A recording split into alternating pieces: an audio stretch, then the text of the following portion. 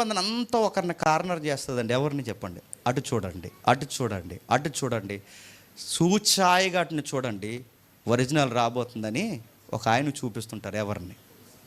ఎవరిని? ప్రభు అయిన యేసుక్రీస్తు. పాత నిబంధన మందసమైన ఎవరిని చూపిస్తారు చెప్పండి? యేసుక్రీస్తుని.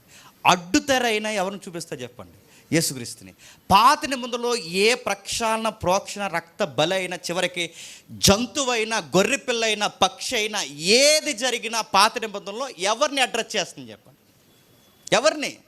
కుమారుడైన క్రీస్తుని, కుమారుడైన దేవుని అడ్రస్ చేస్తుందంటే పాత నిబంధన అంతా కుమారుడు వస్తున్నాడు అని చూపిస్తే, క్రొత్త నిబంధనలో కుమారుడు వచ్చి ఈయన ఎవరిని చూపిస్తున్నాడు చెప్పండి?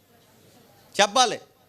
ఈయన ఎవరిని చూపిస్తున్నాడు? తండ్రి లేకుండా ఏది చేయను, తండ్రి లేకుండా ఏది చేయను, తండ్రి మహిమ, తండ్రి మహిమ, తండ్రి మహిమ. ఆయన ఏమన్నాడంటే కుమారుని ముద్దు పెట్టుకోండి, కుమారుని ముద్దు పెట్టుకోండి, కుమారు